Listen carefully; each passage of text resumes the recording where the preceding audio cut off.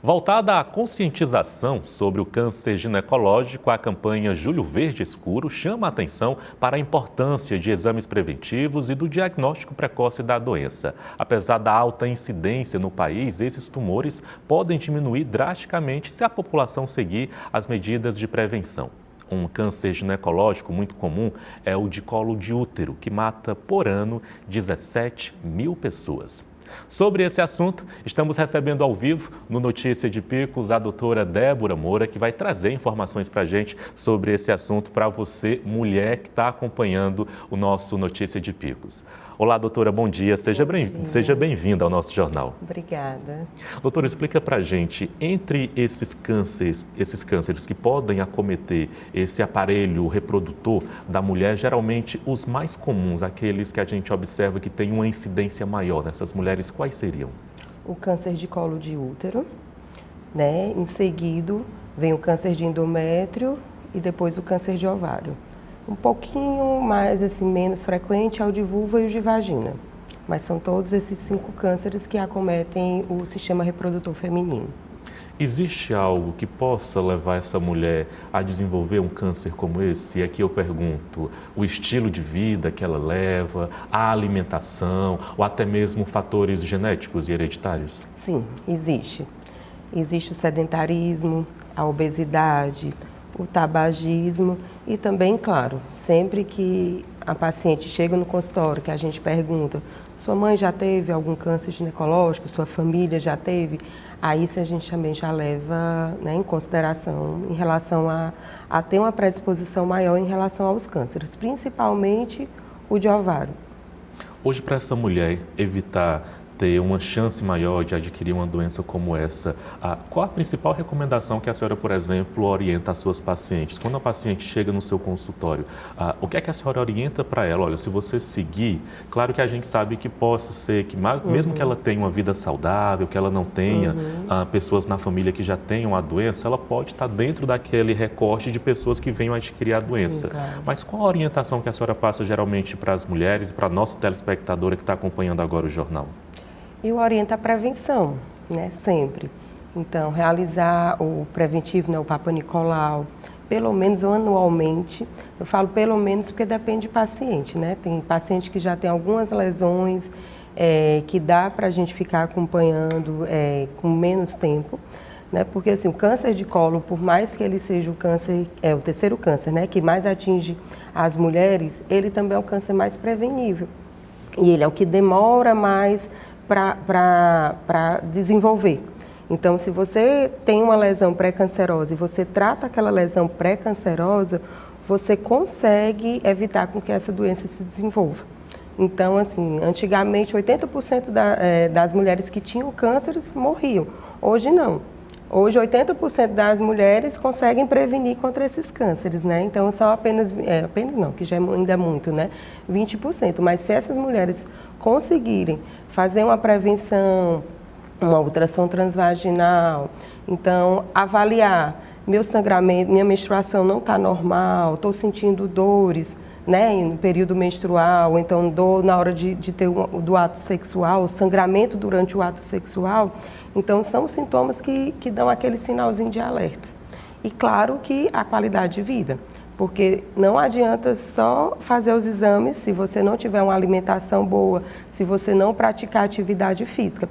Então, assim, os pacientes, eles acham que o tratamento é muito nosso, né, do médico, do profissional de saúde, mas o tratamento é mais do paciente.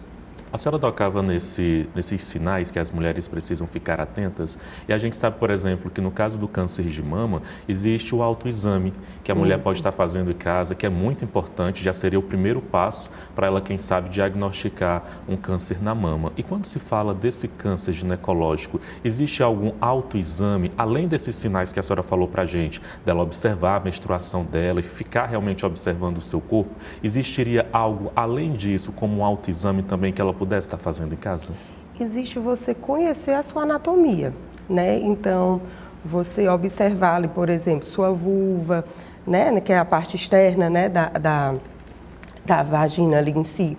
Então, você observar se apareceu alguma manchinha, principalmente uma manchinha mais clara, uma que coça, ou alguma bolinha, né, uma ferida. Então, assim, se você avaliar, que você conhecendo sua anatomia, acaba sendo mais fácil, né? Então, você avaliar que não está tudo ok, mas do nada apareceu uma mancha, está coçando aquela mancha ou uma ferida, isso também já é um sinalzinho de alerta, né? Já procurar o profissional.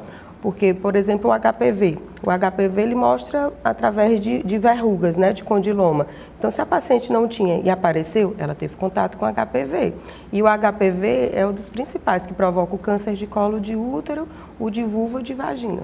A gente sabe que, infelizmente, né, doutora, dentro dessa vida nossa corrida, acelerada, há muitas mulheres que têm aí jornadas triplas, são dona de casa, cuida do filho, sai de casa para trabalhar e às vezes não consegue cuidar da própria saúde. Isso. Acaba sendo negligente, protelando uma consulta, uma ida até um consultório de uma ginecologista.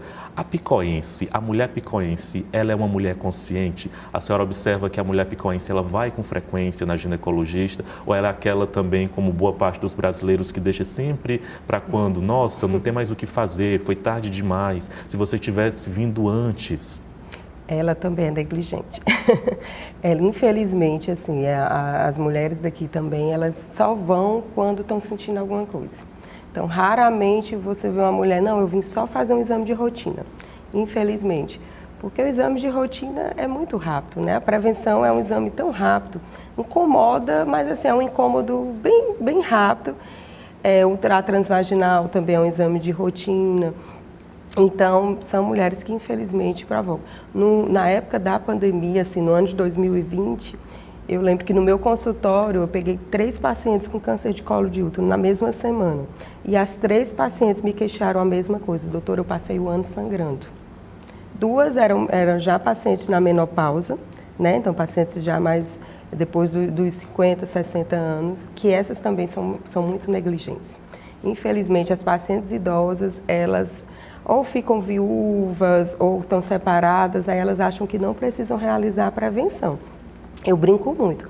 O homem foi embora, mas a doença às vezes ficou, infelizmente, né? Porque o HPV ele demora muito. O câncer de colo de útero demora muito, ele demora mais de 10 anos para se desenvolver. Então, para essa paciente desenvolver esse câncer de colo de útero, ela ficou mais de 10 anos sem fazer um preventivo. Então, realmente, são pacientes que ainda são bem negligentes, infelizmente. A senhora falava de idade agora. Qual seria a idade inicial? E a gente sabe que muitas mães têm essa função também de levarem as filhas à primeira consulta na ginecologista, de explicarem para elas a importância de fazer esse acompanhamento. Mas eu queria que a senhora reforçasse para a nossa telespectadora. Qual seria a idade inicial para essa mulher começar a fazer essas consultas periódicas?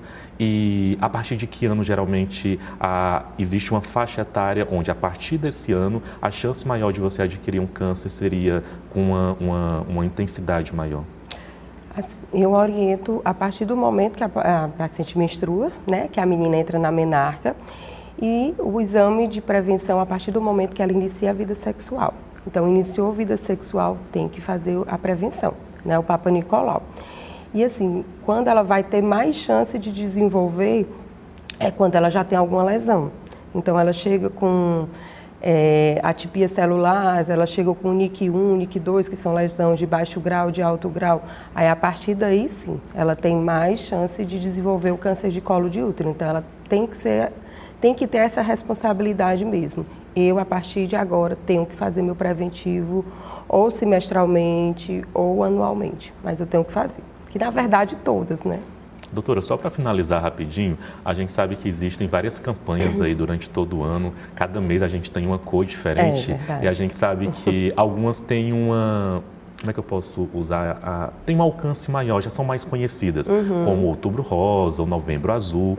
E a campanha Julho Verde Escuro, eu acredito que ela ainda é pouco conhecida, né? Pela população e principalmente pelas mulheres. Eu queria que a senhora reforçasse, a gente está nesse mês de julho, a gente já está chegando ao final do mês de julho, dia 31, próxima segunda-feira a gente fecha o mês, mas ainda é momento de levantar essa discussão, levantar esse alerta e levar conhecimento para a nossa audiência sobre uma campanha que é muito importante, que é a Julho Verde Escuro.